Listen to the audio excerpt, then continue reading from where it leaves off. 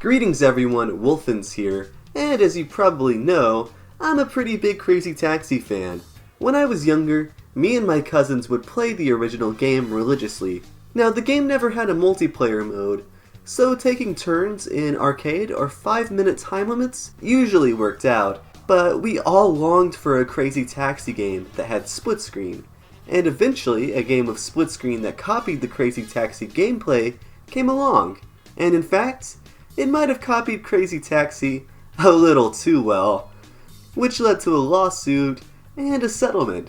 But more on that later. The game we are talking about is none other than the Simpsons Road Rage. Road Rage was released late into 2001, during the 13th season of The Simpsons, and I'm usually well checked out of the show by this point. Seasons 11 and 12 just have this really gross, mean-spirited energy to them.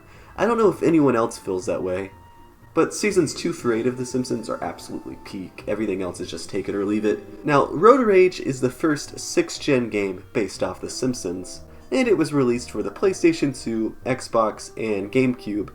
It also had a really funky port to the GBA.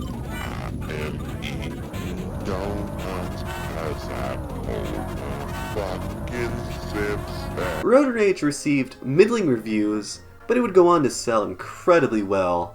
While I have the most experience with the Xbox version, and it is the version we are using in the thumbnail, we are going to be going with the GameCube version via Dolphin, as it gets the cleanest footage. So the first thing you will notice is that unlike Crazy Taxi, The Simpsons Road Rage has a narrative.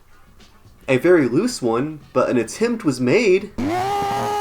Mr. Burns has taken over all the buses in Springfield and is powering them with dangerous levels of radiation, which sparks probably the best joke in the entire game. Behold the Burns Atomic Megabus, faster, cheaper, and completely safe. Please kill me. That poor man. I hope someone does kill him. This gives Homer the big brain idea to turn his car into a makeshift taxi, and so our game begins. Just get to the game already! If you've played Crazy Taxi, this is going to look remarkably familiar. You pick up customers, drop them off at their destination by following a pointer, and you get rewarded with time and bonuses depending on how fast you went.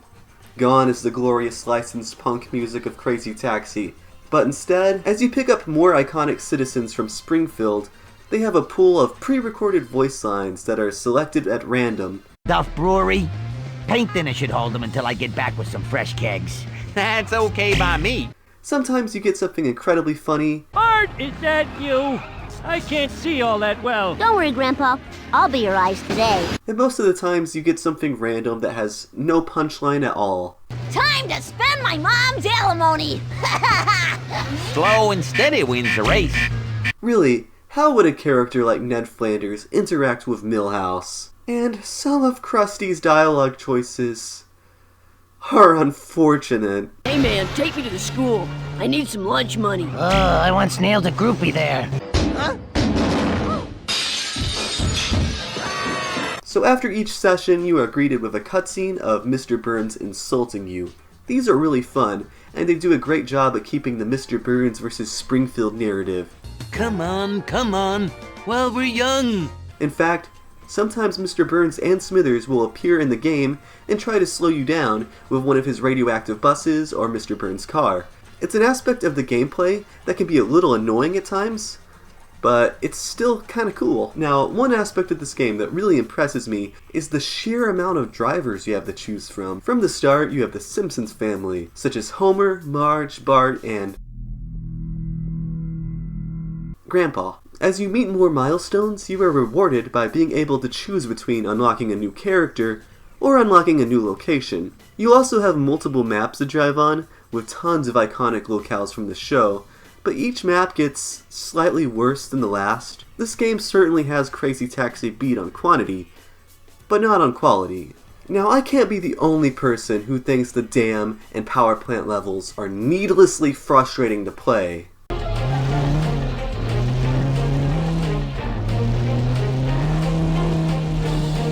Maybe pigs can fly. This is not a refined game. Even fans of Road Rage will admit that this is outright broken at times. Collision detection is incredibly wonky. It is easy to get stuck on invisible walls or objects that you're very clearly not touching.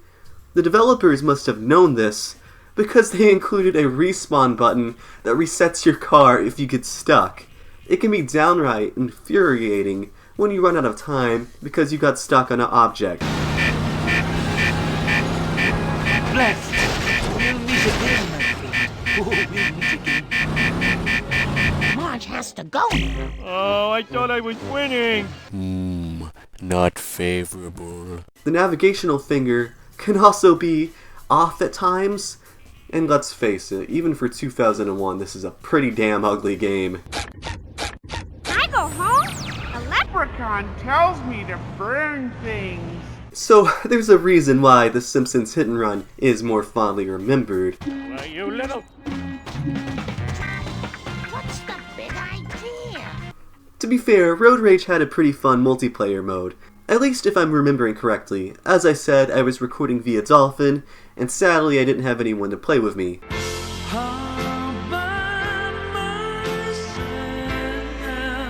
Hey, I'll play with you some other time. I'm far from the first person to point out the similarities between Crazy Taxi and The Simpsons Road Rage. In fact, many reviewers of the time pointed out how the game was nothing but a shameless clone of Crazy Taxi. In fact, Sega sued both EA and Radical Entertainment for patent infringement.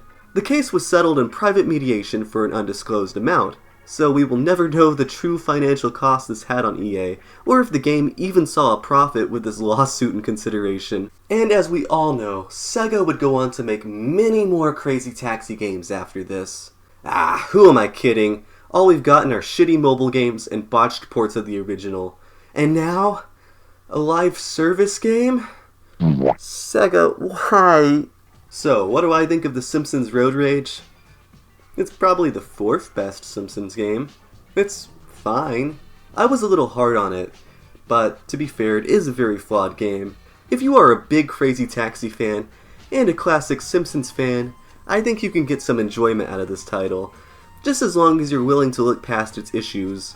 It actually goes for pretty cheap these days. Or you could just emulate it. But you didn't hear that from me. Anyways, gamers, I hope you enjoyed today's video. I had a lot of fun making it, as always. I think I'm starting to hit my groove, covering games from the 6th gen that I grew up with. I'm having more fun making videos than I ever have. So if you have any more recommendations, leave them in the comments below. Next video, we will be covering 007 Nightfire.